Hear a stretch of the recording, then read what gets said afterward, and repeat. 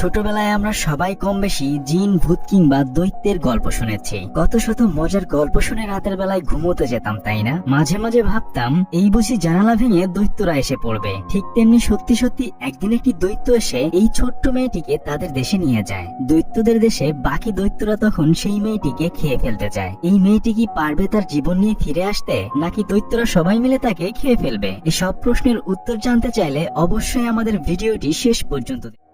এই ছোট্ট মেয়েটির নাম হচ্ছে সোফি। মেয়েটির বাবা মা কেউ নেই, তাই সে একটি এতিমখানায় থেকে পড়াশোনা করে। রাতের বেলায় মেয়েটির একদমই ঘুম আসতো না, সেজন্য সে চুপি চুপি গল্পের বই পড়তো। একদিন প্রায় রাত ৩টার দিকে কয়েকজন মানুষ মদ খেয়ে রাস্তায় মাতলামি করছিল। তখন মেয়েটি জানালা খুলে তাদেরকে বলে, তোমরা এখানে এত রাতে কেন চিল্লাচিল্লি করছো? জানো না সবাই এখন ঘুমাচ্ছে? তখন একজন বলে, তাতে তোমার কি হয়েছে? সোফি বলে, তোমরা যদি এখান থেকে এখন না যাও তাহলে আমি কিন্তু পুলিশ ডাকবো। তখন সবাই ভয়ে সেখান থেকে চলে যায়। সোফি তার বিছানায় এসে টর্চ লাইট দিয়ে লুকিয়ে লুকিয়ে গল্পের বই পড়তে থাকে। কিন্তু কিছুক্ষণ পরে বাইরে বিড়ালের শব্দ শুনে সে জানালার কাছে যায়। কিন্তু হঠাৎ করে সে রাস্তার মধ্যে একটি বিশাল দৈত্য দেখতে পায়। তখন দৈত্যটিও তাকে দেখে ফেলে। ভয়ে সে বিছানায় এসে চাদর মুড়ি দিয়ে থাকে, কিন্তু দৈত্যটি জানালা দিয়ে তাকে নিয়ে যায়। রাস্তা দিয়ে গাড়ি আসলে দৈত্যটি বিশাল একটি চাদর দিয়ে লুকিয়ে পড়ে। তারপর মানুষের চোখ ফাঁকি দিয়ে দৈত্যটি উড়ে উড়ে তাকে এই পৃথিবী থেকে দৈত্যদের পৃথিবীতে নিয়ে যায়। কাপড়ের মধ্যে মুড়িয়ে সে মেয়েটিকে ডালের সাথে ঝুলিয়ে রাখে। তারপর দৈত্যটি তার চাকু ধার দিতে থাকে।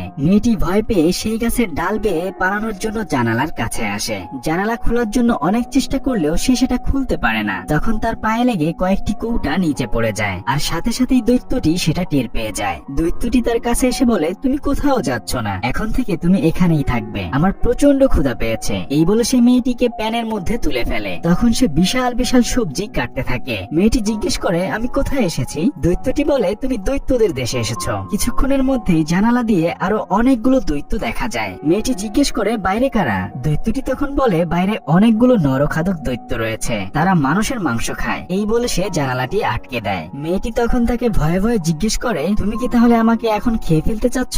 তখন দৈত্যটি ভয়ঙ্কর সুরে বলে, মুহা হা হা, এবার আমি তোমাকে খেয়ে ফেলবো। এটা শুনে সে একদম ভয় পেয়ে যায়। সে চিল্লাতে চিল্লাতে বলতে থাকে, তুমি আমাকে কিডন্যাপ করে এখানে এনেছো। তখন দৈত্যটি বলে, তুমি এত ছোট্ট একটা মেয়ে, অবশ্যই তোমার বাবা মা তোমার জন্য চিন্তা করছে, তাই না? মেয়েটি তখন বলে, আমার বাবা মা কেউ নেই। তখন দৈত্যটি জিজ্ঞেস করে, তুমি কি সেখানে খুব শান্তিতে ছিলে? মেয়েটি তখন বলে, না, ওখানে আমার একদম ভালো লাগতো না। দিন রাত সবসময় একটা নিয়মের মধ্যে থাকতে হয়, যা কখনোই আমার পছন্দ ছিল না। সে তখন আবার দৈত্যটিকে জিজ্ঞেস করে, আচ্ছা এখানকার সবাই কি তোমার মতো এরকম ভালো দৈত্য? তখন দৈত্যটি বলে, একদমই না, ওরা তোমাকে দেখতে পেলে এক কামড়ে খেয়ে ফেলবে। তখন মেয়েটি বলে, তাহলে আমাকে এখানে কেন তুলে এনেছো? এতিমখানায় আমাকে পৌঁছে দাও। দৈত্যটি বলে, রাতের বেলায় তুমি আমাকে দেখে ফেলেছিলে, তোমাকে যদি না নিয়ে আসতাম তাহলে তুমি সবাইকে আমার কথা বলে দিতে। এরপর সারা শহরের মানুষজন আমাকে ধরে একটি খাঁচায় বন্দি করে রাখতো। দল বেঁধে সমস্ত মানুষ আমাকে দেখতে আসতো। সারা দেশ জুড়ে একটা হইচই অবস্থা পড়ে যেত।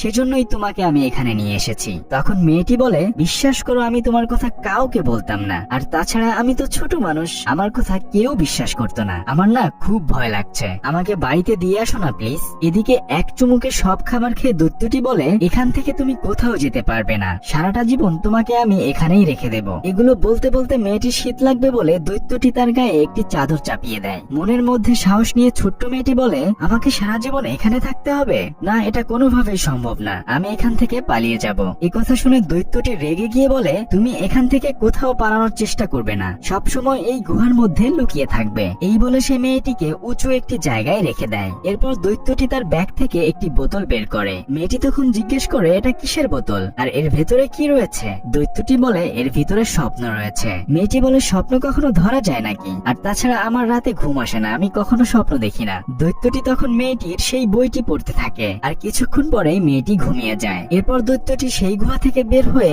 অন্য একটি রুমে প্রবেশ করে। সেখানে দেখা যায় অনেক অনেক বোতল রয়েছে। তারপর সে একটি বোতল ঝাঁকিয়ে রেখে আসে। মাঝরাতে মেয়েটির ঘুম ভেঙে যায়। জেগে উঠে সে দেখে দৈত্যটি ঘুমাচ্ছে। এই ফাঁকে সে গুহা থেকে পালিয়ে যায়, কিন্তু কিছুক্ষণ পরে বিশাল একটি দৈত্য তাকে ধরে ফেলে। ভয়ে সে চিৎকার করতে থাকে, কিন্তু সেই বৃদ্ধ দৈত্যটি তাকে সাহায্য না করে গুহার দরজা বন্ধ করে দেয়। বিশাল দৈত্যটি 2 আঙ্গুল দিয়ে ধরে মেয়েটিকে খেয়ে ফেলে, আর ঠিক তখনই মেয়েটির ঘুম ভেঙে যায়। মেয়েটি বুঝতে পারে এটা তার স্বপ্ন ছিল। মূলত দৈত্যটি এই ভয়ঙ্কর স্বপ্নটি তাকে দেখিয়েছে। এরপর দৈত্যটি একটি বোতল থেকে কিছু পানীয় বিশাল একটি করলার মধ্যে ঢেলে দেয়। মেয়েটি বোতলের কাছে গিয়ে দেখে যে বোতল থেকে বাবলগুলো উপরের দিকে না